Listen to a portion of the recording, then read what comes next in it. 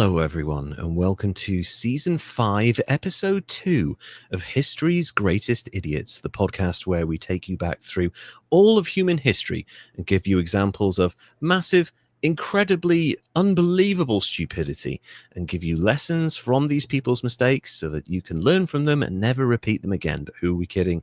We're humans. We like making mistakes. And the person we're covering today is the oldest person we have covered by several thousand years.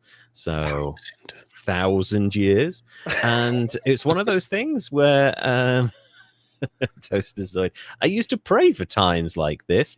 Toasterzoid, this episode is specifically for you. You've been so loyal over the years. We want to thank you so much. And we're doing this because you suggested it. I promised I would do it in Season 5. I was going to wait, but I thought, screw it. Let's do Toasty's example, and yeah, we'll go with that. So joining me as ever is my amazing co-host and dear friend, Derek. Derek, how are you doing, my man? I'm fantastic. Awesome. It's a good weekend. I'm happy to be here. I'm excited for this one, man. Yeah, I was worried because it's a lot to research and there's a lot of Egyptology, and a lot of people take this stuff really seriously. So you have to get your dates and all the information right, even though like the date ranges are like, he was probably born somewhere within this 20-year period or something like that. It's just like, oh, wow, okay. A lot of research has gone into this one, and we're also going to set the scene just now. So we're going to pan out to our new episode-specific background. So before we do that, sorry, let me do the call to action I forgot about.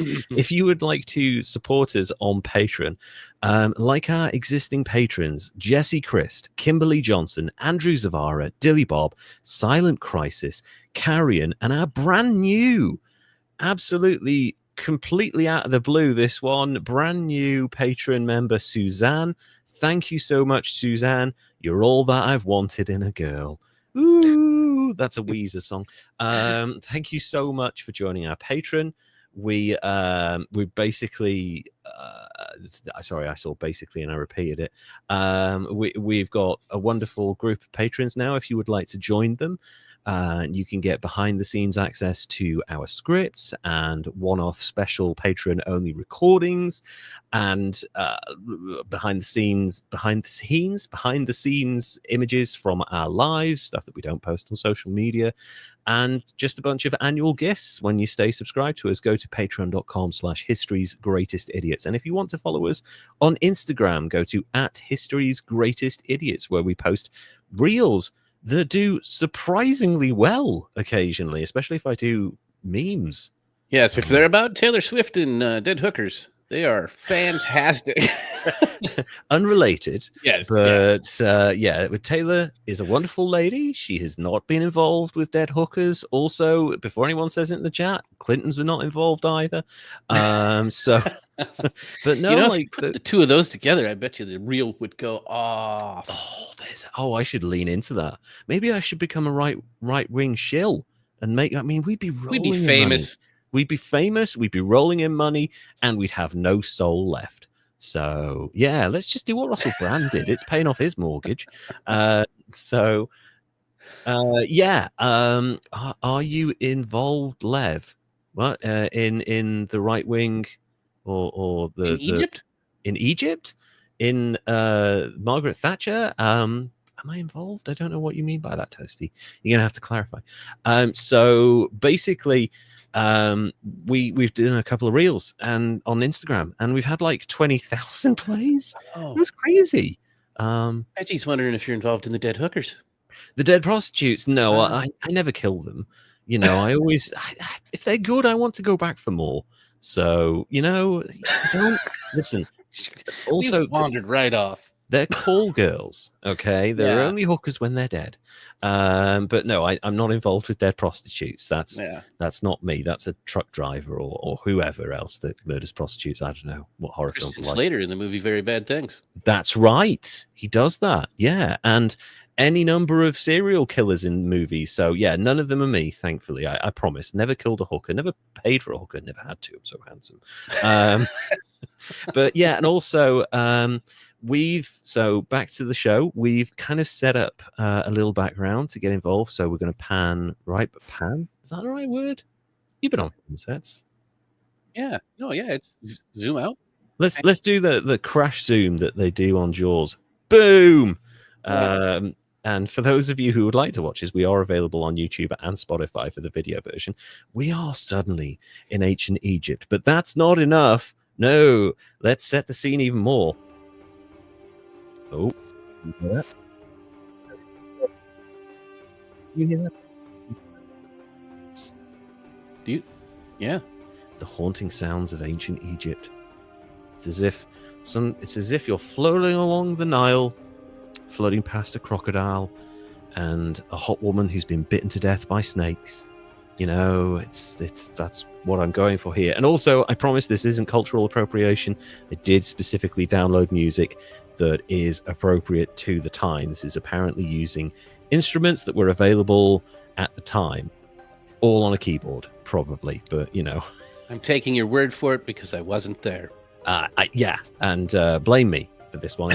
And also, we're not going to appropriate Egyptian culture. I'm just setting a scene. Also, this isn't like a Michael Bay film where all of a sudden, like, we're in a Middle Eastern country and they've suddenly got that really inappropriate, stereotypical music in the background. This is apparently authentic music. So, floating past the croc, a woman bitten by a snake, and baby Moses, yeah, in a little basket, along with the picnic. So, yeah, Toastoid, this one's for you. And let's get into Akhenaten and what happens when you play God. So, Derek, I'm gonna zoom in for this one because I set the scene. Okay. But I want you to imagine, if you can, living in a country where the dominant world power of the day, this country that you are now living in, the fictional country, doesn't exist, Okay. couldn't possibly exist, Right. is being ruled by the figurehead of a dynastic family. Okay. Now imagine that this figurehead is completely invested in getting the last remaining shred of power away from other people, changing the laws so everyone is less equal, ignoring his allies to the detriment of the world, turning himself into a god, and having a slightly weird fascination with his daughter. I know it's hard for you to imagine living in a country like that, but are you there with me? Yeah, I'm picturing it. Yeah. Okay, I think I got it. I know it's a stretch right now. You know, don't have anything like that. Picturing 4,000 years ago. Picturing a place. Yes, much like today. So There it is. There it is. Now you're there. You've got the columns, which are nothing like Capitol building. So the pharaohic rule of ancient Egypt can be defined by words like tradition, constancy, and continuation. Of course, certain personalities left their mark, but in many ways, not a lot changed, from the worship of the gods to the visual style of the monuments for several millennia. So for thousands of years, this place, they established it as Egypt, and then basically for the next several hundred to several thousand years, they cosplayed as that thing. You know, that golden era that lasted for like a couple of hundred years. They were like, oh, we're still there. Remember, it's only been 2,500 years. Wait, did Akhenaten reincarnate into Trump? No, he would have been more efficient. Well, so then Elon. So Elon, well, I said efficient, right? Not useless. Similar. Yes. So this is there was an extraordinarily disruptive reign in the 14th century BC when one man caused the needle to jump completely 180'd in like 20 years and changed everything. The future Akhenaten was born Amenhotep. I'm going to really struggle with a bunch of these names. I apologize in advance. They are really fucking weird. Tongue twisters. Oh, like the most ancient of tongue twisters. It's crazy. So Amenhotep. You should see me try to say Latin things. I learned Latin in school. You know that? I learned Latin in school. And also the teacher was his initials were Peni, and he was teaching Latin. Which is not good. Oh. So, boy, did he get abuse from his own fucking students. Oh. So, Amenhotep, You a got it. younger son of Pharaoh Amenhotep III, and his principal wife, Tai. That's Tiye.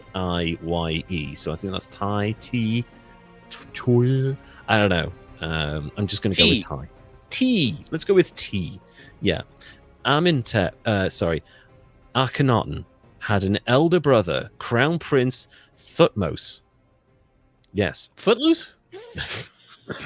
Not allowed to dance, Crown Prince Thutmose, who Okay. was recognized as Amenhotep III's heir apparent. Akhenaten also had 4 or 5, they're not sure, it was thousands of years ago, 4 or 5 sisters, Sitamun, Henutaneb, Isit, Nebetar, and possibly Beketaten. Oh, So cinnamon, raisin bread. Becky. Yeah, Jemima. I apologize for the pronunciation of these names because it's just going to get worse. Thutmose's early death, perhaps around Amenhotep III's 13th year, meant that Akhenaten was next in line for Egypt's throne. Intrigue, perhaps? Maybe. Maybe a random crocodile. My hearing is terrible. Did you hear that? There we go. Got it. Got it. Okay, cool. Akhenaten. What was this from Tostoid here? Now you know how we feel when trying to pronounce Welsh words. Very true. Although just rolls off the tongue to me. Hey, that's just me pronouncing words. Words. Yeah, that's me at like 11 o'clock when I've been awake too long and I'm just trying to ask for a cup of tea. Akhenaten was married to quite a famous person in the world of history, Nefertiti. Hey, I know that one. There you go. You see, you're going to hear some quite interesting and famous names. So, well, you're going to hear 2 famous names.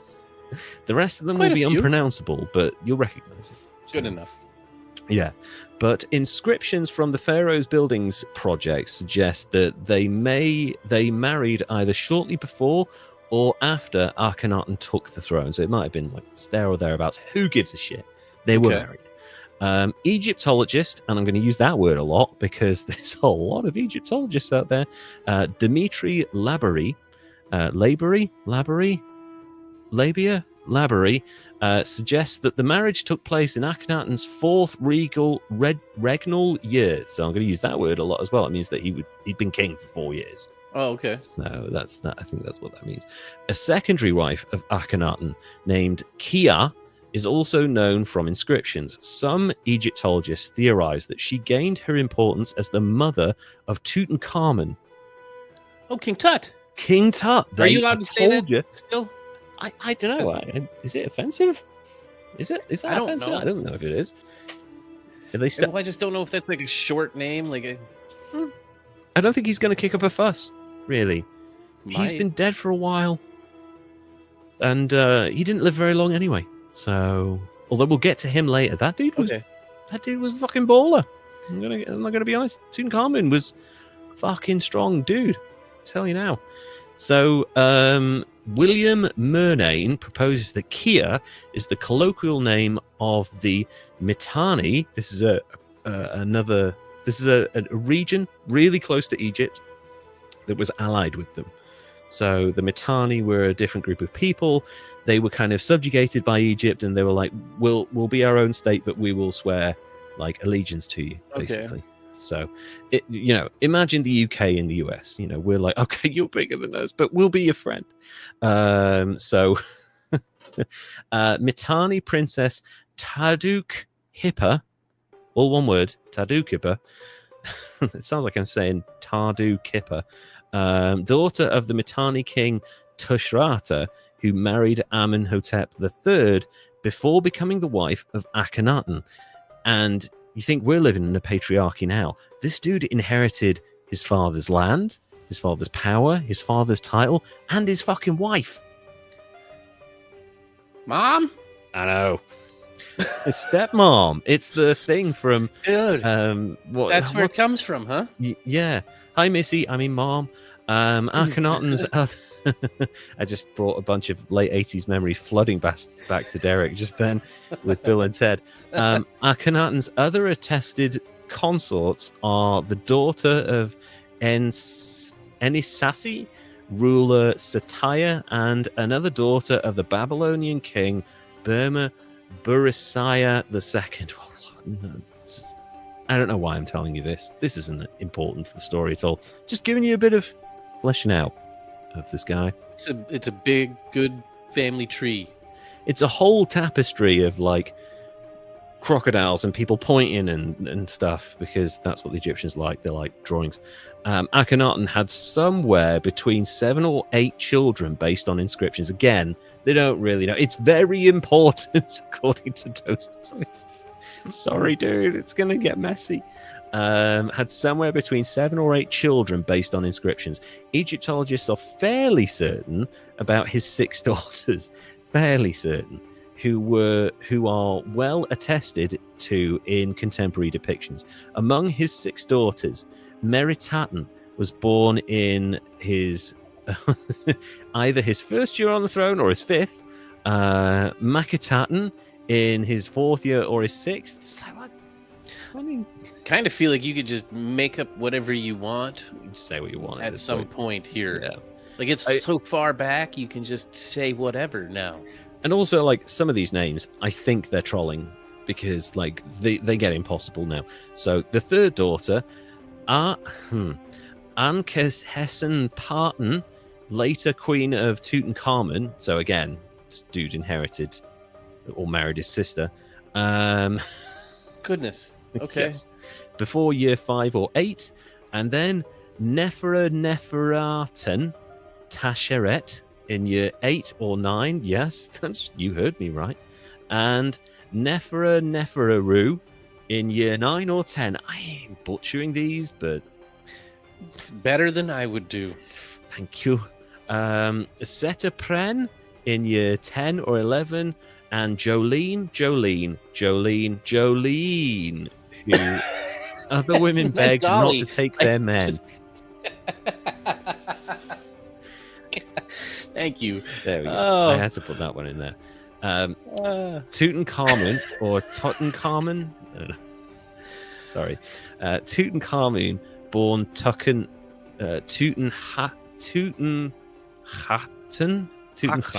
Haktua. Yeah. Wow, she disappeared off the face of the planet as quickly as he did. Was most likely Akhenaten's son with Nefertiti, and then they put or another wife. So it's like, just fucking take a guess at this point. You know, the Welsh butcher the Egyptian words, the English butcher the mummies. Look, the English don't butcher the mummies. Okay, they steal them and put them in museums and charge an entry fee. Let's get out of here, right? Okay. So it's a very Mormon arrangement they've got going on here right now. So it's confusing. It's really fucking confusing. Super royally.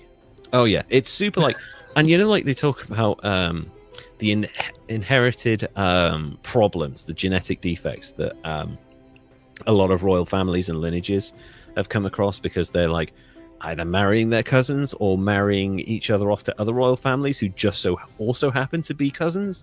Mm-hmm. This is the chrysalis of this, where they're like, we are gods walking the earth. We will only marry other gods. So go and marry your sister. So that's what we've got going on here. Yeah. And also you get to inherit my wife, who's also your auntie. Some historians such as Edward Wenty and James Allen have proposed that Akhenaten took some of his daughters as wives or sexual consorts to father a male heir. There we go. It's all kinds of fucked, really. No, you don't understand. The English would hold mummy unwrapping parties in the Victorian era, and they used them to paint and sometimes ate them. Oof. I mean, I know our food's bad, but You know, do you really want 4,500-year-old Egyptian jerky? Really? Oh, that's okay. I mean, this is probably around the same time when they're rubbing like uranium on their teeth and stuff to show off to their friends in parties, because that shit happened as well, or plutonium or whatever it was. Yeah, Gosh, some people were just kind of crazy. Actually- Look, my teeth are glowing in the dark. Oh, it's worth all the bleeding gums.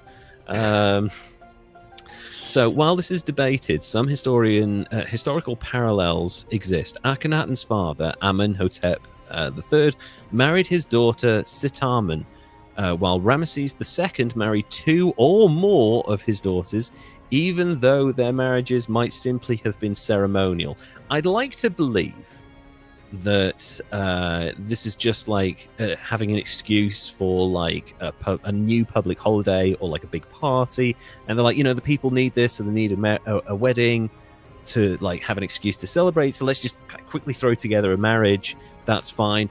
But looking at how like actually disabled some of their descendants would be, including Akhenaten himself, it's likely that something like this took place. When you look at, because Akhenaten, we'll get to it later, brings in a whole new style of art. When you look at the statues depicting Akhenaten, he's depicted as having a pointed jaw, a very skinny constitution, and a massive bulging belly. And some of them have said, oh, it's just the art style at the time. And other like actual doctors have said that these are indications that the family had developed Fraulich syndrome after generations of inbreeding. aha. So, yeah. It's not good. I go back to it. Ramesses II was a Chad, let it be known. If Chads marry their family, then I guess so. What's this? If they mummified pigs and birds, they'd maybe I'd try the same. I mean, yeah, that'd be. You'd find those in like Salt Bay's restaurant, charge like $275 for a 4,000-year-old mummified bird. It's just standing there like that, and they're putting things over their heads and eating it in silence. Got an idea for a new business. Oh, let's do it. Let's go and dig up Egypt and start a menu.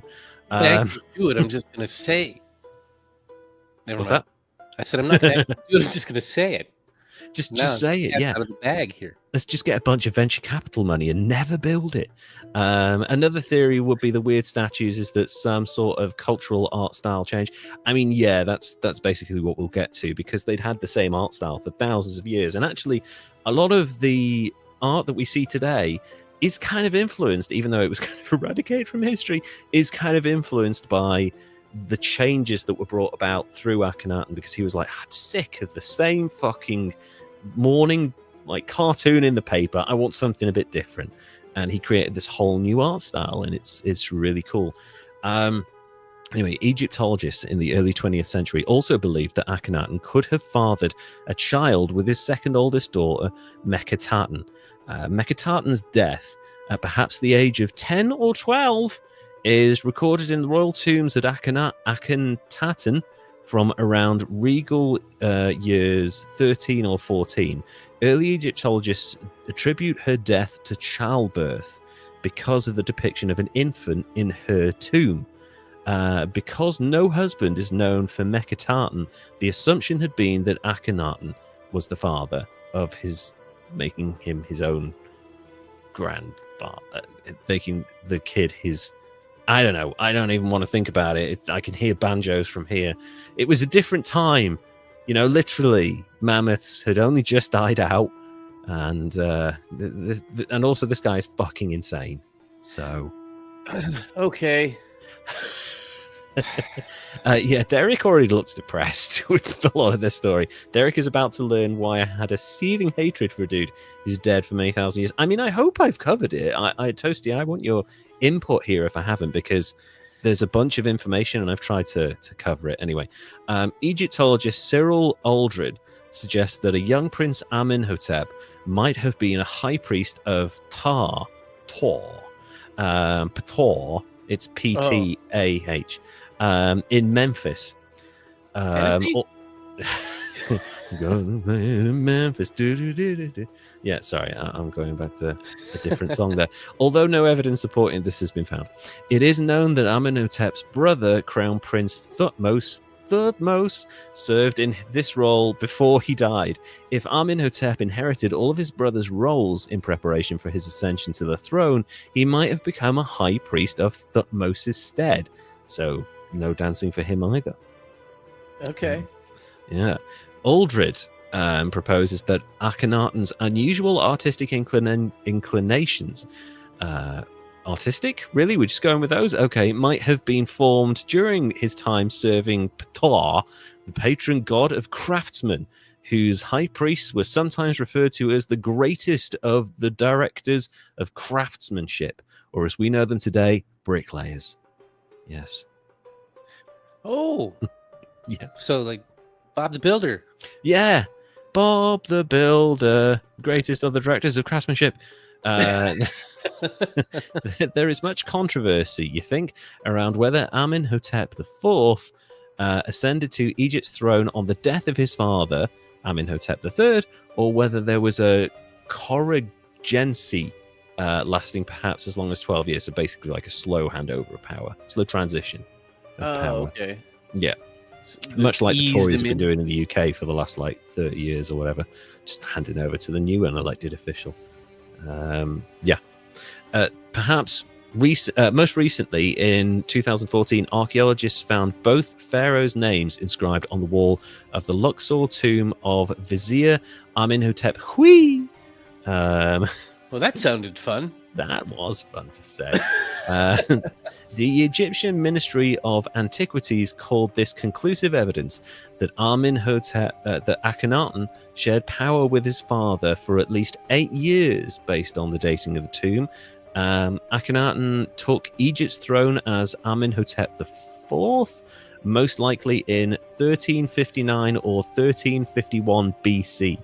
So, 3,500 years ago. Good grief. Long time ago.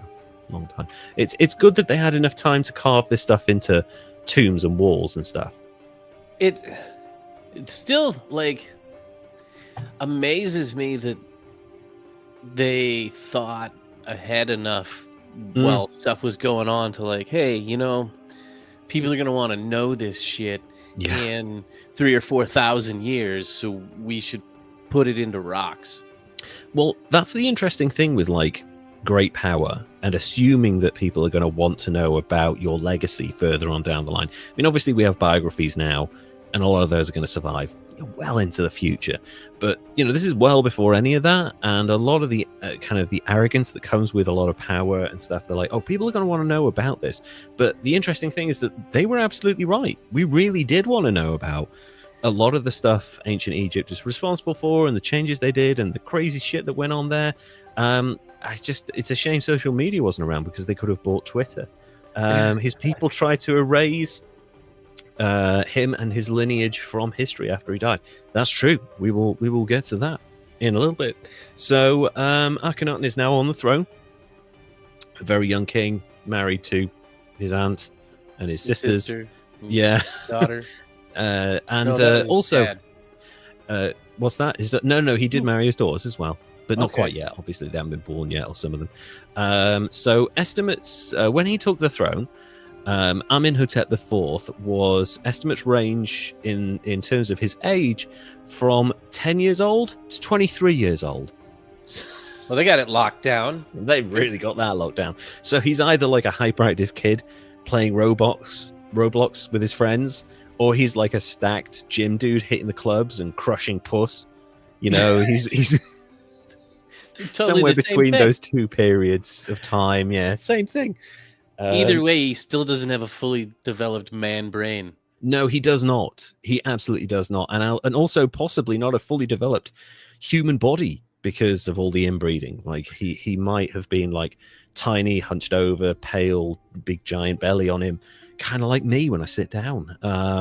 So the beginning of Amenhotep IV's reign followed established pharaohic traditions, building massive vanity projects, persecuting opponents, attacking foreigners, centralizing power, appointing Elon Musk to positions of power, the usual stuff. I know I keep battering this dead horse, but I won't. It keeps spitting out money, so I won't stop.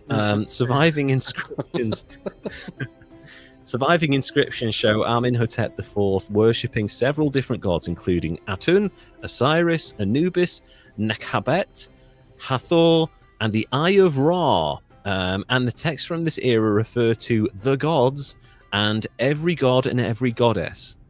So he's, at this point, super traditional. It's polytheistic. He's like, oh, look, it's a weird-looking snake. That's a god now. You know, they did that in Egypt. You know, it was that sort of thing.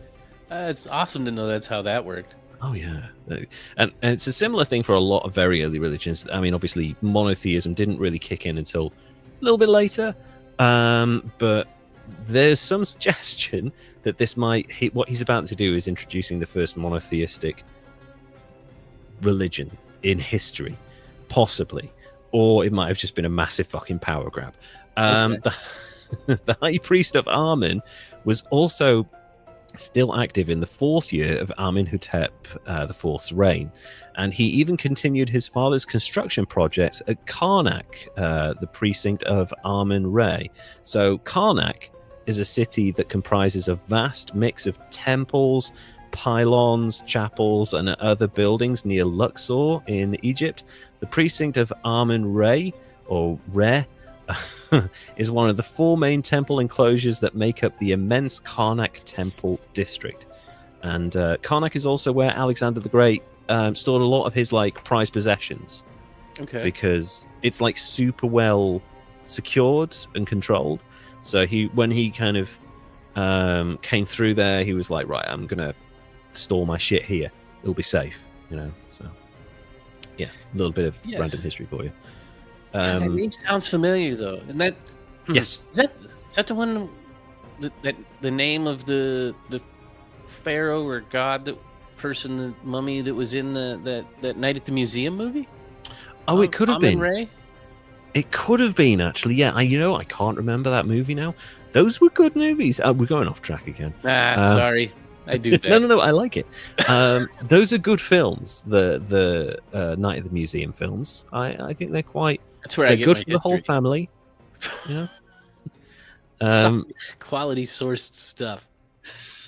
Yeah, but if Hollywood is teaching you actual history, then that's great. Just remember that U571 is a load of horse shit. So the dude in the movies was Amen-Ra. There you go. So that was Hank Azaria. Is that Hank Azaria?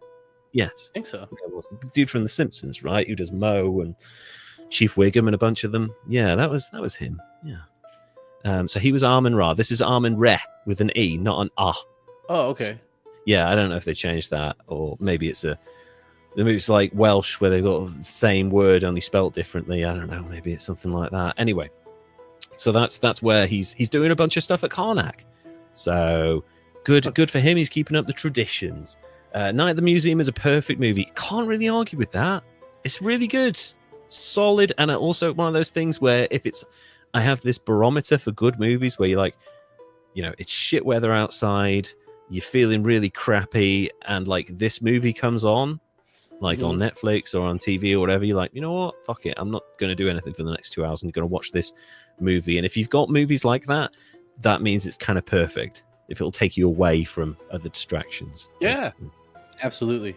That's my metric. I love movies like that. I do. I love films like that completely. So while continuing to worship other gods, Amenhotep IV's initial building program sought to build new places of worship to a different god called Aten. I always cry at the scene with Theodore Roosevelt. Good old Teddy. Yeah, that man. Wonderful.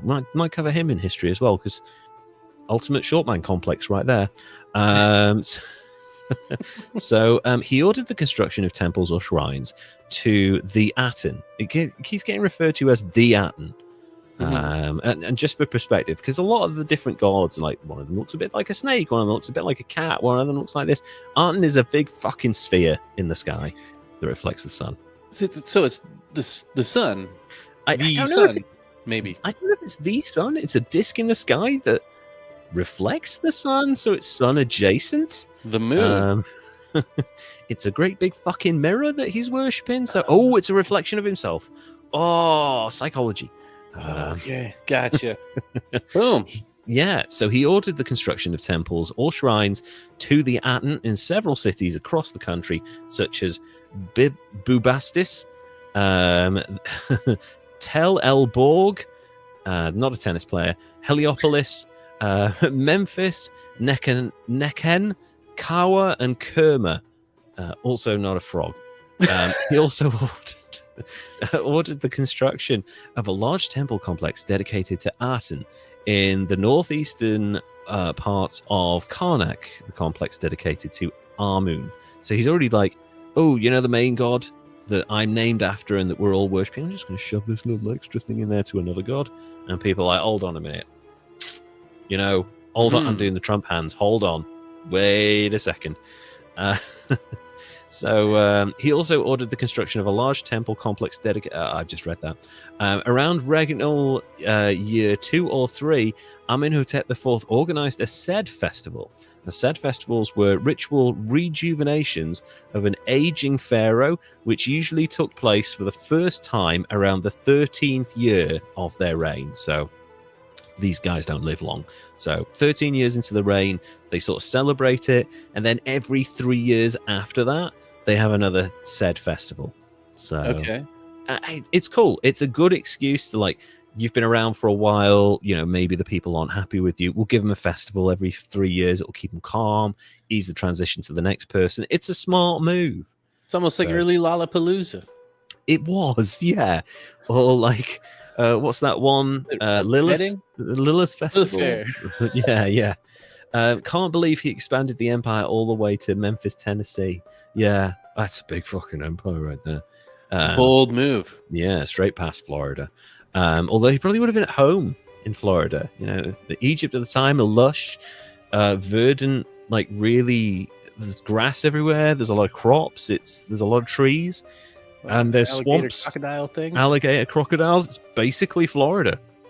Marrying your cousin and your sister and your aunt. Very Floridian right there. Man, I'm sorry. Sorry, Florida. I actually like you sometimes. Around the 13th year of his... So that's normally when they would have the thing. Also, it reminds me a little bit of the UK. So when Europe was erupting in revolutions in around like 1838, 1848 and stuff like that, like Germany, France, all of these places are having revolutions. And our working class is suddenly like, hang a minute, we're kind of in a bad fucking position as well. And then like the king's like, here you go, giant crystal palace in London. Like, ooh, that's fancy. Let's go and play in there for a couple of years. And he's like, right, have they calmed down a little bit? Like, yeah, just burn it to the fucking ground. That's what happened to the Crystal Palace. It's around this time that Amenhotep IV's obsession with Aten starts to come into full view. It's believed that the purpose of the ceremony, the Sed festival, which he had way earlier in his rule than normal, and people are like, why are you doing this? He's like, I'm throwing a party for you guys. Chill the fuck out. She was like, the purpose of the ceremony was to figuratively fill Amenhotep IV with strength before his great enterprise, the introduction of the Aten cult and the founding of a new capital, Akhenaten, effectively named after this god and him. So, Akhenaten, holy crap, Aten in human form. I can't believe it, Trump. Are you talking to me? Toasty, that might be your best joke ever. That's a corker. Well done. That's a good one. Regardless of the celebration's aim, Egyptologists believe that during the festivities, Amenhotep IV only made offerings to Aten rather than the many gods and goddesses, as was customary at the time. Amenhotep IV changed his royal titulari, his name, to show his devotion to Aten. No longer would he be known as Amenhotep IV, and by association with the god Amen, but he would be completely shift his focus to Aten. Egyptologists debate the exact meaning of Akhenaten, his name, his new persona. The word Ak, A-K-H, could have different translations, such as satisfied, effective spirit, or serviceable to. I see your frown. And thus, Akhenaten's name could be translated to mean Aten is satisfied, effective spirit of the Aten, serviceable to the Aten, or I serviced Aten with my hand and mouth, and now he is satisfied. Yeah, I think that's what it was, right? That's one, yeah. I went down on the god, and he's happy. Well, I mean, I went through prayer and worship. All right, chill the fuck out. Sorry. Exactly what you described. Yeah, exactly. Around the same time, he changed his royal title. On the 13th day of the growing season's 4th month, Akhenaten decreed that a new capital would be built, Akhenaten, better known today as Amarna. Amarna, yeah. It's probably always a bad idea when you try to put heavy changes on a society. Again, we need to stress, ancient Egypt, we talk about that. Ancient Egypt is like, we see it as this one thing, and Derek and me were talking about this before. It's like separated by like millennia, the start and the end. So we're talking distances of time that the traditions, the gods, the religion, the setup of the society, it had not changed in thousands of years. And all of a sudden, this dude comes along and he's like, here's a new god. He speaks through me. Here's a new city. It's mine. Don't you like my weird fucking art? That's it. Also, I service this god with my mouth. So through prayer. Yeah, and all of a sudden people are like, we're supposed to just fucking accept all of this craziness. Like, we were happy. We were happy with our diseases and living to 35. Why have you got to change it? So, the Pharaoh... Because stuff and some things. Evolution. And he's a disruptor. Akhenaten is a disruptor. It's typically separated between the old, middle, and new kingdoms when it comes to... like, we're talking, like, the difference between the Pleistocene and the fucking Jurassic period. Like, that's... In human terms of existence, that's how far apart these things are. It's huge.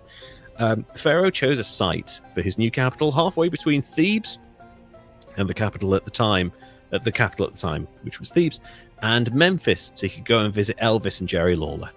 That's on the east bank of the Nile, where a wadi and a natural dip in the surrounding cliffs from a form a silhouette similar to the horizon hieroglyph. So it's like a really picturesque location. Okay. But it is unlike the rest of Egypt at the time, which was obviously built heavily around the Nile, but it was lush and verdant. There was grass everywhere and trees and fields, and it was really good. It fed the entire Roman Empire, and now Egypt can't feed itself. That's effectively the meme that still continues.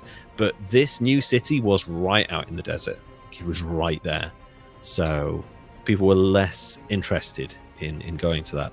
So the site had previously been uninhabited. According to the inscriptions on one boundary stela, the site was appropriate to Aten city for not being the property of a god, not being the property of a goddess, nor being the property of a ruler, nor being the property of a female ruler. It's a strange distinction. You could have just said ruler and we'd have got it.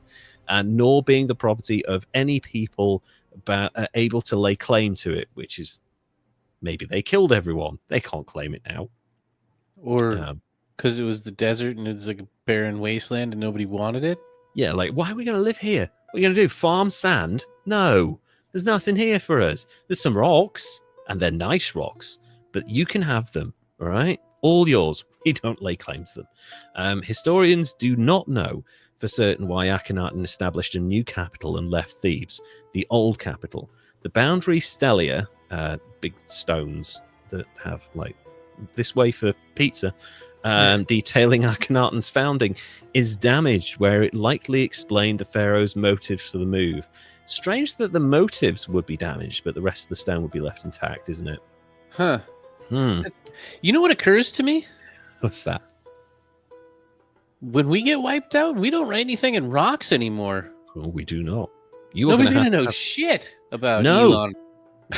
And it's weird you say that. No one's ever going to know Elon Musk.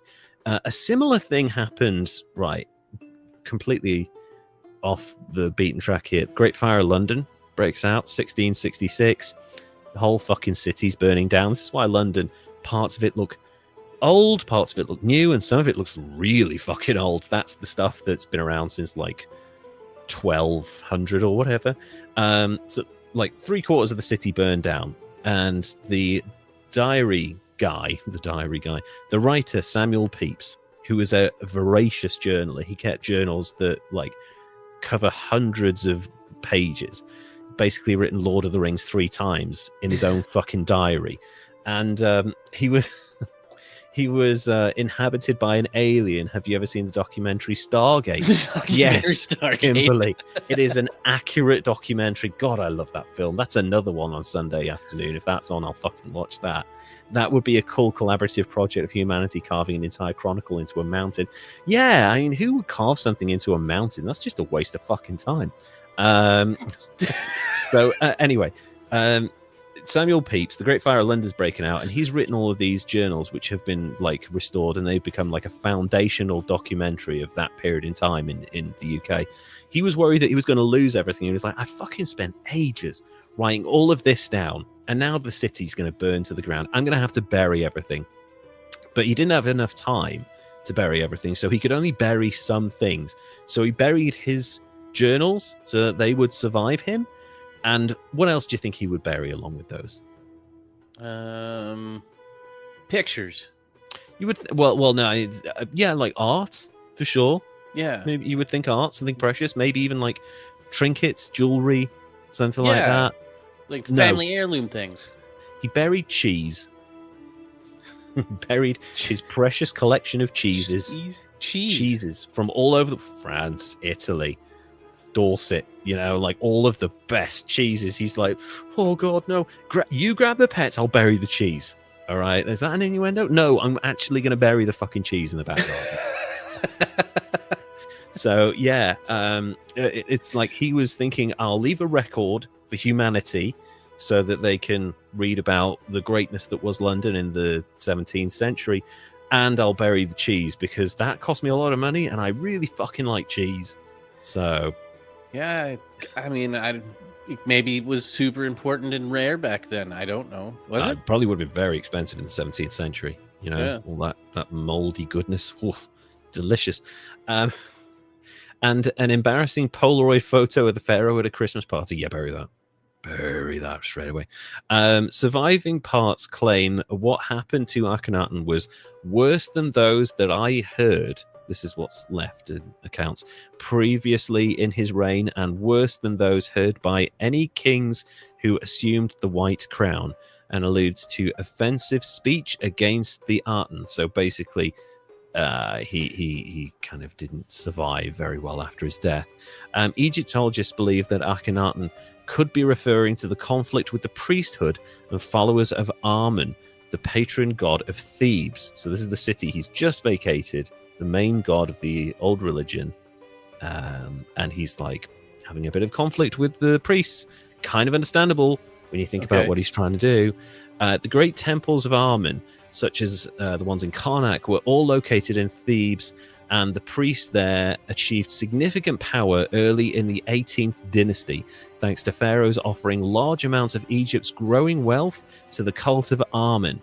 Historians such as Donald B. Redford therefore posit that by moving to a new capital, Akhenaten may have been trying to break with Amen's priests and that god.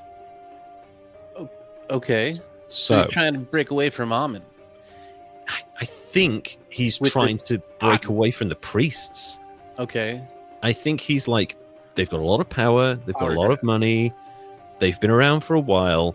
Why don't I make a new religion? And I'm the only one that can communicate with it. We don't need any priests anymore. Maybe it was aliens. Maybe it was aliens. Maybe it was a Stargate. The Aten hymn itself is largely a forceful description of natural effects. It describes the solar disk as the prime mover of life, whose daily rising rejuvenates all living things on Earth, and at whose setting all creatures go to sleep. So it's God, basically. It's the God. Okay. While the Aten is said to have created the world for men, it seems that the ultimate goal of creation is really the king himself, whose intimate and privileged connection to the god is emphasized in the hymn. Divine revelation and knowability are reserved for Akhenaten alone, and the hymn is ultimately neutral in regard to explicating the mysteries of divinity. It's like, don't even think about it. He's our guy. This one dude. So the Pharaoh's more important than the god? The Pharaoh is on like level. Well, this is the interesting thing. This god controls all, right? Sun comes up, everyone's happy. Sun goes down, everyone goes to sleep. Everyone obeys this thing in the sky, right? That's its role. And it created Earth specifically to create man. But the end game for all of creation and all of the universe and fucking nebulas and all that, yeah, the crocodiles, the asp biting someone in the future, all of that happened or happens so that this one disc in the sky can talk to this one guy, and he doesn't need any priests anymore because he's got a direct connection to God. It's fine. I'll handle it, guys. Take a holiday. Never come back. Got it. Makes total sense. Yeah. He doesn't need him anymore. He can do it all himself, and he'll keep all the money. You don't need that. You're priests. You've got nothing to worship anymore. Ancient aliens would always find an excuse to bring up Akhenaten. The main reason is that his statues make him look like an alien. I mean, yeah. You know, he's just like a kid like, oh, sick of drawing the same thing. I'm going to draw a transformer. And then like 3,500 years later, someone's like, oh, aliens. No, he had a vivid imagination. So he didn't need any priests. And, you know, maybe it was a cult. I mean, he certainly created a cult. There's no two ways about it. Possibly the first cult, although you can argue, is all religion a cult? Ultimately, it's up for debate. There's multiple things can be cults. But what he's done is either a religious cult based entirely around him, or it's a power play to shift power away from the ruling religious class over in Thebes and put it on him. Either way, the result is the same. He becomes the sole ruler and administrator of the entire empire, and they aren't needed anymore. So the only other people in the kingdom that have any power outside of the royal family are fucked, basically. The only like thing that can keep them in check is gone. Sound familiar? Small government. At some point after his 5th regnal year, Akhenaten initiated a program to erase the name and image of the Theban god Amun from all monuments, a decision that wreaked widespread destruction in many Egyptian temples. He just sent his boys in, they fucking destroyed everything, and just erased it. Just try to erase the god of the last 2,000 years from existence. So the reason... Yeah, that probably didn't work very well, did it? I don't think it was popular. The reason for this drastic step is not known. At some point, it seems that other gods were attacked as well, including Amun's consort Mut, and the plural word gods. So he just wanted, he didn't even want people to know that there were such a thing as more than one god. There's one god. Okay. Aha. And Akhenaten was a planned city with the great temple to Aten, obviously, the small Aten temple, where you can go and, when it's half time, go get a drink over in the Aten temple and then go back to the main stadium. That's going to go well for him. Those religious types, they like very much, yeah, please change things about my religion. I'm fine with it, There's nothing religious people like more than change. So Akhenaten has a great temple. It's got a small temple, royal residences, record offices, government buildings, Build-A-Bear workshop, the whole 9 yards. All the important stuff. All the important stuff. It's got the little heartbeat thing to put in the Build-A-Bears too, exactly. Right? I'm going to call you Aten. Oh shit, no, I have to kill myself. That's the equivalent. That's the equivalent of tearing down every depiction of Jesus Christ and replacing them with depictions of Derek. I've already started that process. Hey, I'm growing my hair out. This podcast for. Yeah, exactly. Growing his hair out. He's gonna wander around telling people what to do. It's great. Getting some sandals. Currently, I just got it so long that I look like the Ancient Aliens guy. There you go. Yeah, we'll make a new meme so that we can replace him with you. The central city was built around the vast main temple to the Aten called Gemparten, and a secondary sanctuary called the Mansion of the Aten, which Probably he didn't live there. He's got other things to do. He's a giant disc in the sky. A large formal palace connected to a royal estate by means of a bridge over the main north to south road was located nearby. The road itself led to a northern palace and a riverside settlement laid out along the northern limits of Akhenaten. The royal and religious structures of the central city were surrounded with administrative offices, storerooms, and workshops, as well as extensive suburbs of private villas and small private houses. It sounds pretty fucking nice, actually. Yeah. I wonder what the rent's like there. Is this the new place? Yeah. Okay. A new place in the desert. It's sounding all right. I mean, if the property taxes are all right, I'm thinking of moving there. So. Right. To the far south of a separate garden enclosure called Maru-Aten was built, and it seems to have provided a place of recreation for the royal family. Sounds pretty fucking sweet, if you ask me.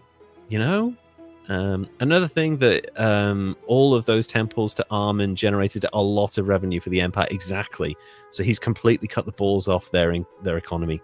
Yeah, because you're now expecting all these people to worship a new god, but they're it's working out for you. Yeah, so now you don't have a revenue stream from the donations to would they donate to the big steel or the big disc that they in the sky? You want me to give a mirror my money? Really? CDs will come around in 3,000 years. We'll wait for that. All right? That's when we'll give them our money. I mean, when you make that change, how do you set the new tithing percentages and stuff? That's true. Maybe you do a discount in the first year of its existence. Gotta reel them in. You got to reel them in. If you pay up front, years worth up front, Arten has told me that he'll give you 20% off up front, but then it'll go back to full price after that. I only give a mirror my money when it has my reflection. I just smash those. The city was built quickly, thanks to a new construction method that used substantially smaller building blocks than under previous pharaohs. These blocks, called talatats? Tiny tiles. Tiny tots, measured half by 1 ancient Egyptian cubits. So to put that into perspective for you, I actually had to look this up. Imagine Amazon has sent you a pencil and they've put it in a box. Yeah, they've sent you one pencil and they put it in a massive fucking box. No, I'm joking. Imagine you've had a new printer and it's arrived in a box. That's how big these new things are. Okay. A printer container, like a standard cardboard box. Basically, they use Legos, more or less the Egyptian version of Legos, which were still half a ton. And because of the smaller weight and standardized size, using them during construction was much more efficient than using heavy building blocks of varying sizes. By regnal year 8, Akhenaten reached a state where it could be occupied by the royal family. Only his most loyal subjects followed Akhenaten and his family to the new city. While the city continued to be built in years 5 through 8, construction work began to stop in Thebes. So he's just abandoning Thebes. Oh, so he Detroited it. He Detroit and Liverpooled it. So, the Beatles? Yeah, should we kind of hang on to that cultural heritage? Margaret Thatcher? No, fuck them. Leave them to their own devices. Same thing with Detroit. I mean, there's a bunch of places, towns that are just abandoned now when the industry's left. Holy shit. Yeah, half of the Appalachian areas, oh my god, just those communities have been abandoned. Parts of Northern California, but this one he did over a god. Yeah, and this one he's like, no, I want to keep the money, fuck your god. The Theban temples that had begun were abandoned, and a village of those working on the Valley of the King's Tombs was relocated to the workers' village at Akhenaten. So he's even taken the workmen away from the capital, so they've got nothing left. All the amenities are going. However, construction work continued in the rest of the country, as larger cult centers such as Heliopolis and Memphis also had temples built to Aten. So he's like, you fuckers aren't accepting my god. I'm going to leave. I'm going to abandon you, and I'm going to, the rest of the country will do. Company, here we go. Country will do absolutely fine, and you'll have to adjust, or that's it. So he's effectively cutting Thebes off from the rest of the empire. Yeah, screw this city in particular. Yeah. Fuck you and your fake-ass god. Give me all the power. Early in his reign, Akhenaten had evidently been concerned about the expanding power of the Hittite Empire, just over there. They're starting to do some big things, and also they've got money now. But he did almost nothing to stop this expansion. He went super inward with this because, as Toast has already pointed out, he's cut himself off from the ruling god, and the coffers are drying up, and he's like, oh, fuck it. They can have what they want. A group of Egypt's allies who attempted to rebel against their new Hittite overlords were captured and wrote numerous letters begging Akhenaten for troops, and they were completely ignored by Akhenaten, who did not respond to their pleas, meaning he lost even more influence in the region. He's like, no, the disc in the sky tells me, oh, fuck your disc in the sky. We need soldiers. Akhenaten don't feel like it today. Disc in the sky says no. Akhenaten pointedly refused to save his vassal, Rib-Hadar of Byblos, whose kingdom was being besieged by the expanding state of Amurru. There we go. And so basically all of these empires around him are sensing weakness because he's become a cultist, and they're like, let's just take his shit now. He doesn't care about anything. So, right. You know, this makes sense. It's the law of the jungle, baby. So that's dangerous. Yeah.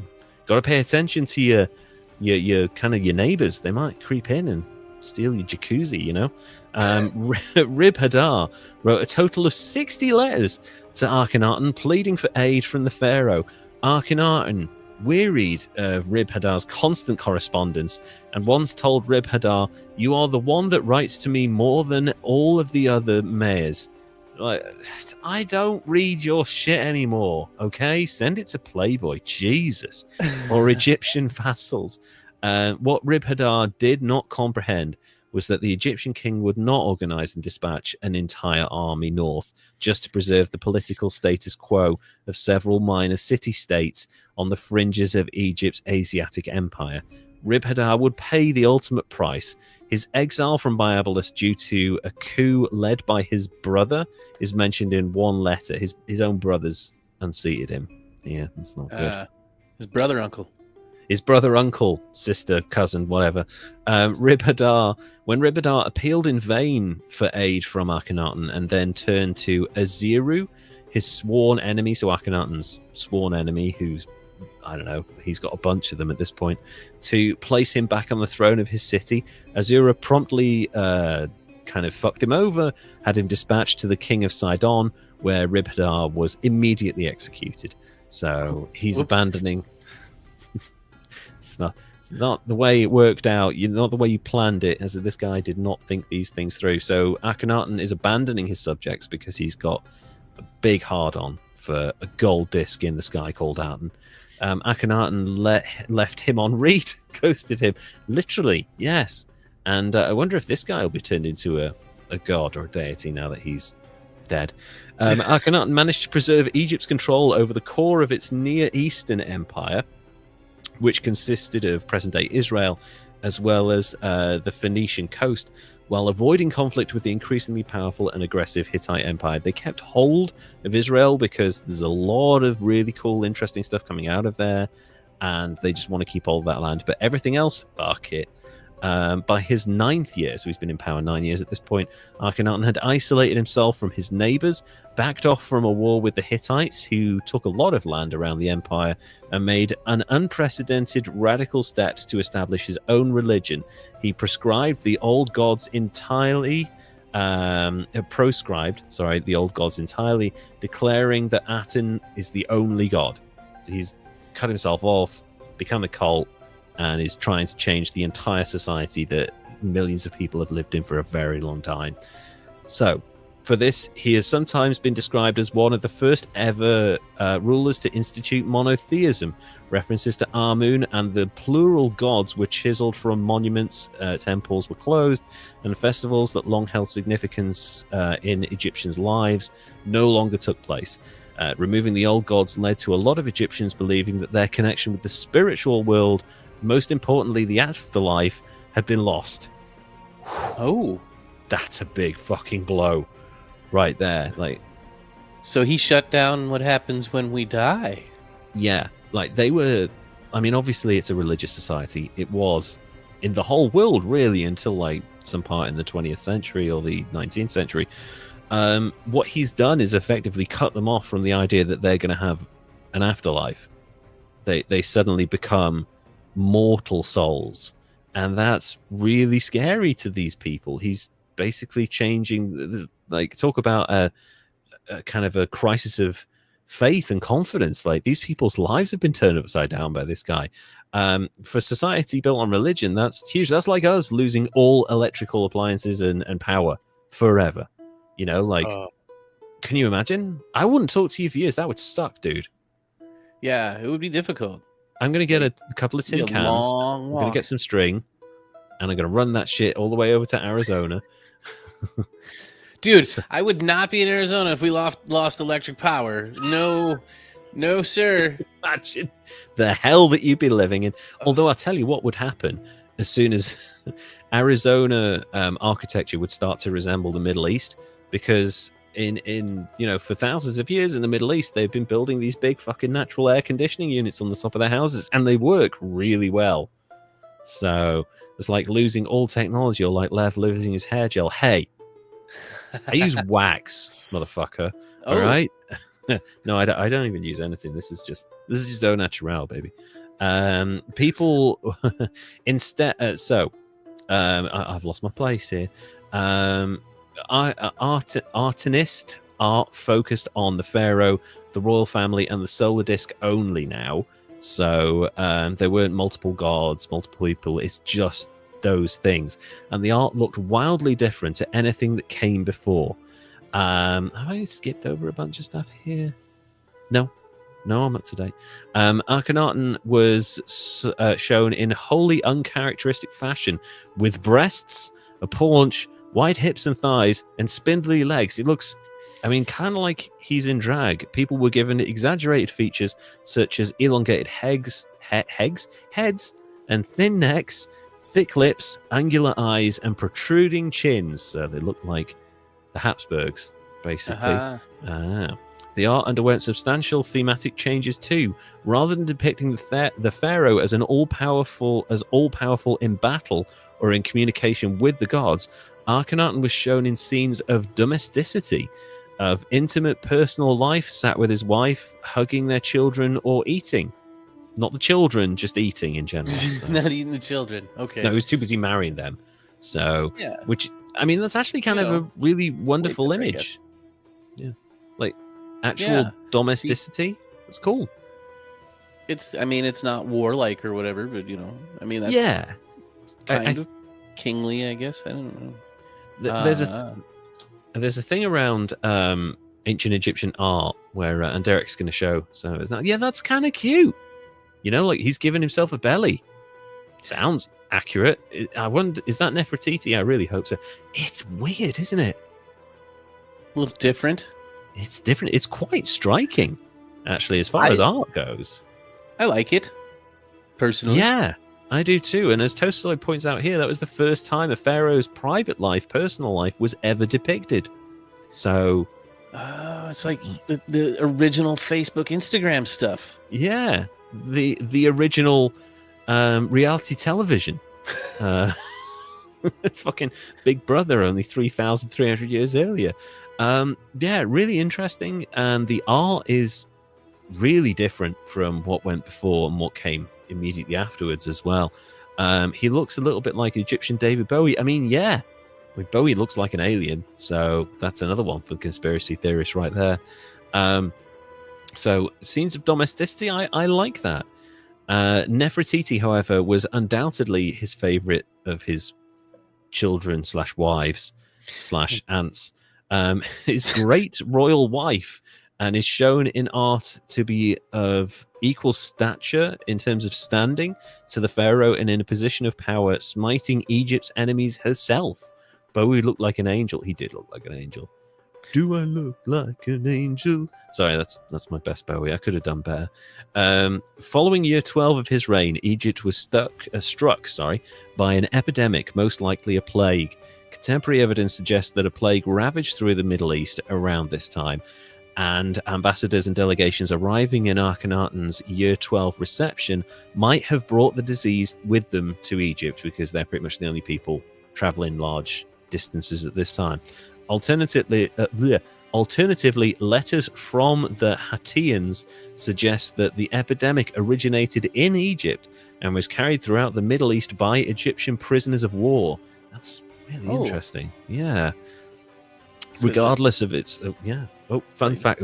Fun fact, Nefertiti was responsible for the opening of the first public animal zoo in history. Now, I did not come up with that in my research. Toasterzoid, you just contributed a huge fact. So thank you so much for that, man. If that's an AI image, then that's pretty fucking good. I was supposed to grab the statue and I missed it. That's okay. It's still a pretty picture. So if anyone's looking, we're staring at an AI generated image. Yeah, there we go. That's the famous one of Nefertiti. I wonder if that's from the time or if that's later on. But yeah, I don't know. It's a good, whatever it is. Listen, it's art. Good art is good art. Okay, leave him alone. If he wants to draw funny noses on people, let him draw funny noses on people. Right? Just stay within the lines. That's fake. The actual statue has an iris missing. Oh, that's interesting. Okay. So, regardless of its origins, the epidemic might account for several deaths in the royal family that occurred in the last 5 years of Akhenaten's reign, including those of his daughters/wives, Meketaten, Neferu, and Setapenre.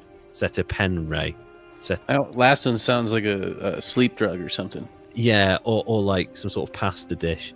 This looks like it has the eye missing.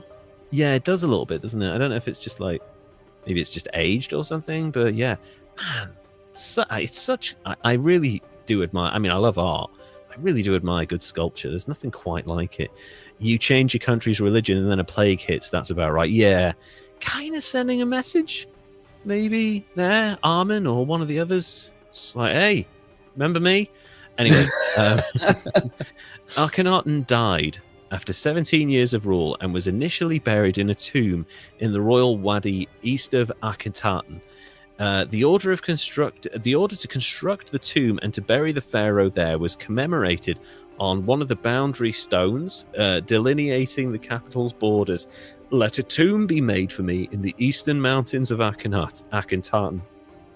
Let my burial be made in it, in the millions of jubilees which the Aten, my father, decreed for me. It's kind of interesting parallels to other later religions there. In the years following the burial, Akhenaten's sarcophagus was destroyed and left in Akhenaten necropolis. Reconstructed in the 20th century, it is in the Egyptian Museum in Cairo as of 2019. It's unlikely that his body will ever be found. I mean, they think they found his body, but there's no way of, because it was in like the Valley of the Kings, but there's no way of actually verifying that it's the dude, because the tomb was so desecrated either by grave robbers or by his enemies. So yeah, he was not a popular figure when he died, and there it is in the Museum of Cairo. It's very ornate, and I love how well preserved these things are from ancient Egypt. It's like a bunch of stuff has been chipped and broken off the face. And 100%, yeah. Like there's been a bunch of robbing activity going on here, but there's enough left that you can look at it and marvel at the artistry involved in making these tombs and sarcophaguses. Wow, stunning, really. So he's dead. There's a bit of a transition period where a couple of people come in and take over, including Nefertiti, who's sort of helping out. You know, there's a bit of a holding pattern going on for a few years, and then Tutankhamun comes in, probably the most famous Egyptian that wasn't killed by sticking a snake on her ass. You know who I'm talking about. Tutankhamun, his successor and possibly the most famous pharaoh, ascended to the throne around the age of 9. And 9 years old, which even, I mean, we've had young kings and queens since then, but that's kind of weirdly normal, I guess, then, because people just didn't live that long. Anyway, he's very young, 9 years old. He immediately marries his half sister, and of course he's Egyptian. What else are you going to do? And immediately restores the polytheistic form of ancient Egyptian religion, undoing the previous shift to Atenism. Ancient Egyptians held the belief that your soul only persists after death if you are remembered. So by attempting to erase Akhenaten from history, they were condemning his soul to oblivion. Kind of not a popular dude, I guess. So Tutankhamun, realizing that people are now destroying the memory of his father, he moves the royal court away from Akhenaten, the new capital, which sounds, rents are still reasonably priced, back to Memphis. So we could be close to Elvis and Jerry Lawler again. And Akhenaten's capital, Akhenaten, was completely abandoned and left to the desert after just 3 years of death.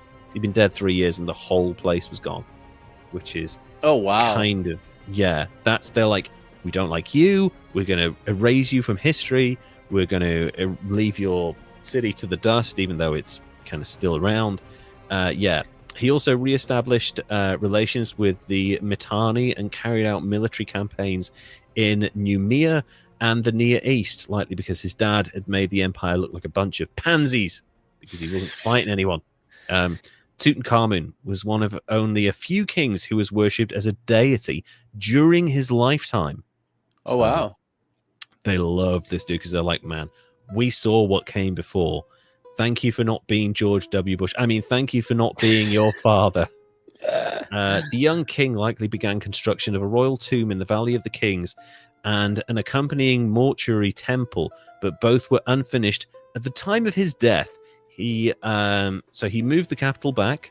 He fought a bunch of wars, built a bunch of stuff, married a bunch of relatives, and achieved all of that in 9 years. He died at the age of 18. My goodness. Yeah. I am so unaccomplished in my life. Well, you don't have the power of millions of people behind you to do your stuff. You just got you. That's true. A deity with a weird looking leg. Yeah, he did have a fucked up leg.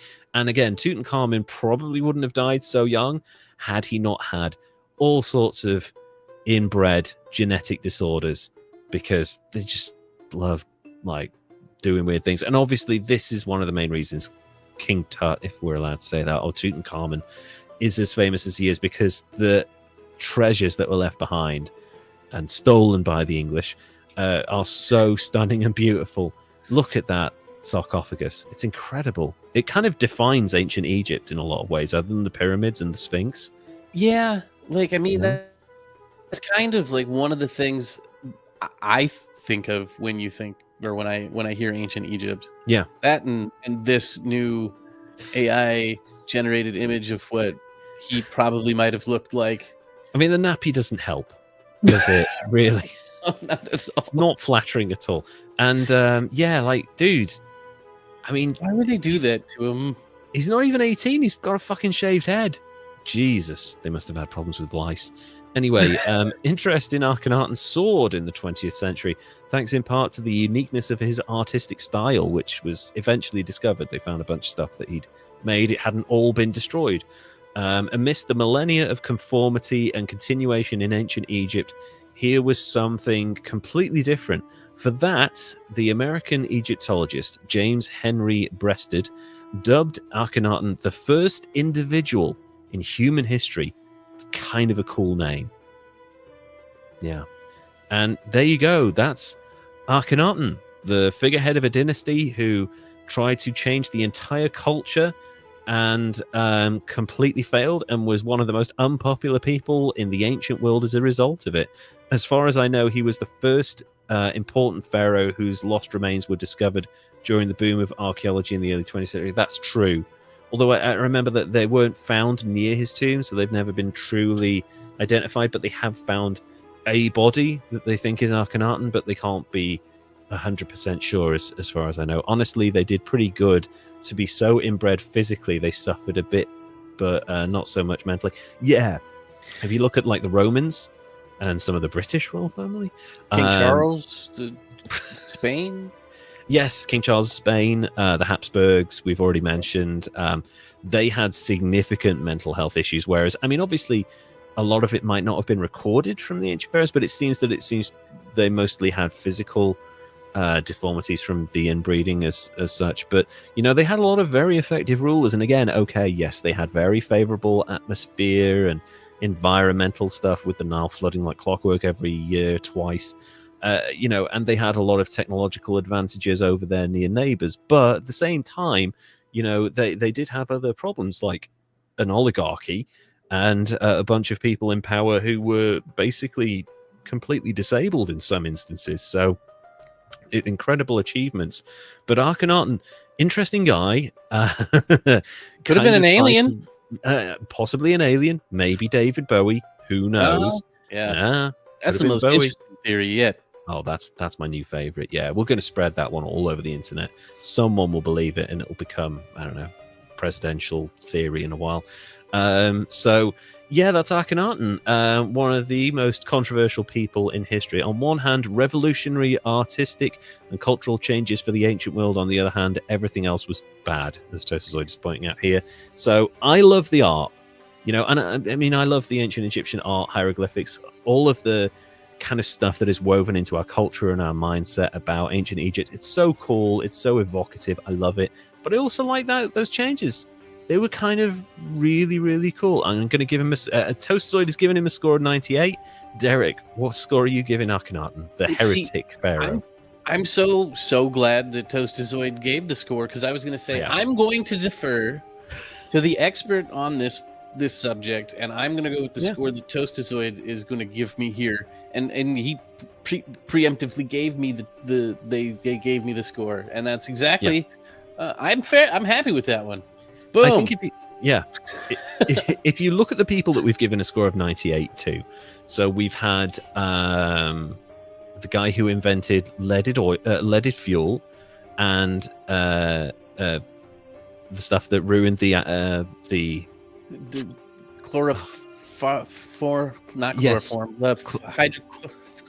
fiber, the CCFs or whatever they are that ruined the ozone. Yeah, that ruined the ozone layer. Thomas Beasley Jr.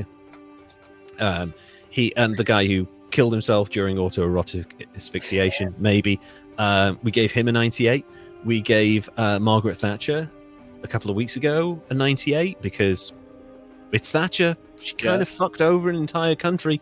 And now we've got Akhenaten, who tried to basically destroy an ancient and incredibly powerful culture so that he could centralize power around himself. Like, it's one of the strangest moves in history because, again, a lot of people, when they come into power, and it doesn't necessarily have to be ancient Egypt, it can be any situation, whether you've been appointed to a new position in a company or you're, you know, moving into a household or whatever it might be. You know, a lot of people like to stamp their new gained authority on a place or a thing or a time or a culture. And sometimes they do that and it helps. A lot of the time it doesn't. And I feel like Akhenaten tried to do that. If he just coasted along with the same traditions, he'd have been fine. Egypt would have carried on growing. The art would have been a bit more boring, but he'd have carried on raising money and expanding. But he didn't want to do that. He wanted to be a disruptor.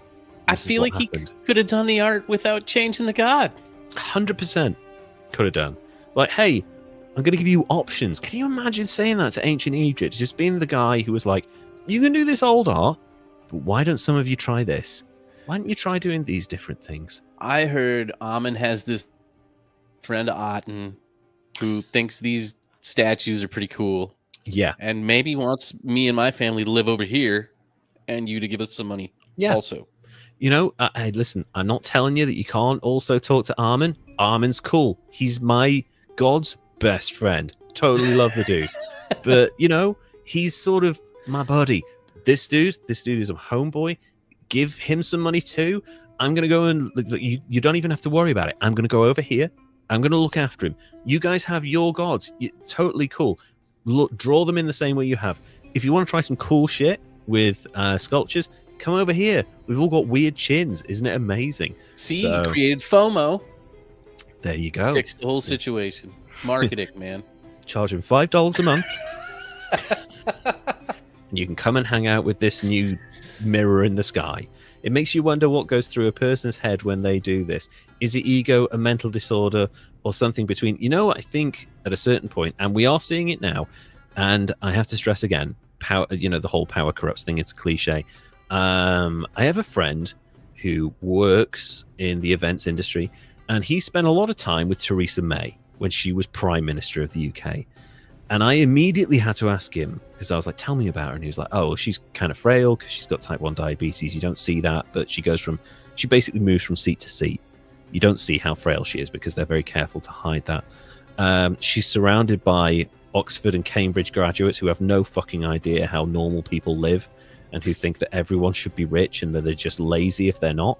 And also, I was like, the whole conservative thing with like foreigners and racist stuff and like not liking poor people, does she believe all that? And he's like, yeah, 100% she believes that. And I was like, I always thought that they were just doing that to appeal to people, but no, people in power genuinely believe their own hype after a while, no matter how insane it is. So bear that in mind. It's been the same for 4,000 years. We're just the same weird animals we've always been, but with cooler tech. Yeah, much cooler tech. Although, maybe not alien tech, like those dudes had, you know? We could use some alien tech, and who knows? There's lots of drones happening here these days. Maybe some plasmoids or whatever they're saying on the internet. I don't know. Tina Fey took account. She was like, all of the drones that are going on in the sky, that's me. They're all me. That's so good to know. I love her. It makes sense now. I really want to know if his wife was on board with all this. Listen, she didn't. Which wife? First of all, because some of them were his kids. Not her sister wife. Yeah, sister wife, or his aunt wife, or his wifey wife, who he really liked, but not enough to not have other wives. Like, you know, which wife? You first said his principal wife, and I was like, oh, like at the school? And then I was like, no, wait, he's got extra wives, doesn't he? He's got others. He's got a harem of family members. Also, Toastoid, he says, thank you so much for the episode, though I'm genuinely considering this to be an early Christmas present. Well, also as a reminder of that, there will be a bonus episode on Christmas Day. So it will be a behind-the-scenes look at our Patreon exclusive recordings called the Never Ending Tangent, which will be put up as a bonus episode for everyone on Christmas Day. So please look out for that. I don't know why I'm telling you this now. This episode is coming out after that is released. So go back and look for it. Go back and find that bonus extra Never Ending Tangent. And if you want to support us and get access to all of the exclusive recordings we've ever done, go to patreon.com/History's Greatest Idiots, where you can find exclusive recordings. You'll get a present when you join. You'll get an annual present when you stay with us, completely unique to you. You'll get access to scripts, behind the scenes stuff from our daily lives, us traveling around, our holidays, cool pictures from our lives, all of that stuff. And you'll get to be with a cool community of people like Jesse Christ, Kimberly Johnson, who joined us today. Thank you so much, Kimberly, for joining us. And Toastoid, thank you for being with us as well. Andrew Zavara is also a paying patron, as is Dilly Bob, Silent Crisis, Carrion, and our brand new Patreon, Suzanne. Thank you all so much for being wonderful patrons. You can also find us over on Instagram at History's Greatest Idiots. And yeah, that was Akhenaten. I had a lot of fun researching this one. Nefertiti was too busy being a girl boss and making the first zoo to care. Good for her. I'm glad she channeled her stuff into like, I'm going to build a zoo. You go and create a cult. All right, I'll be over here. So yeah, I had a lot of fun with that. And I hope everyone listening enjoyed. How did you find it, Derek? Oh, I had a great time with this. This is super fun. It was fun, actually, and I was really glad that I could put it in a perspective that, you know, because telling you about a guy who tried to change culture and centralize power around himself, like, I know you can't relate to that right now, so I just wanted to put it into perspective for you. Thanks, guys. Thank you, Kimberly. Merry Christmas, Happy Hanukkah, Happy Kwanzaa, Happy New Year, everyone. Happy solstice yesterday. Happy solstice to all these pagans out there. Good for you. I'm sure we've missed other religions as well, but happy holidays, happy festive season, Festivus for the rest of us, for those of you that are Seinfelders. There you go. Happy Festivus. Is that And thank you all so much. We will see you all again in the new year. Myself and Derek are going to take a little break now. We're going to have Christmas with our families. So if you want to see more of that, again, sign up to the Patreon. But also, we will be back in the new year with more episodes. Now, you won't notice any change of the continuity if you're listening after the fact, because it'll just be another episode 2 weeks after the last one. Same as ever. But for us, we're having a good old break now, and I'm looking forward to it. But stay in touch with Derek because he's my boy. Gotta keep talking. We've got to keep talking. Also, we've got to get through the holidays, and we need to support each other for that shit. So look after yourselves, enjoy your holidays, and we'll see you all in a few weeks' time. Derek, would you like to say goodbye? Goodbye, everybody. And we'll see you all again very soon. Take care now. Bye.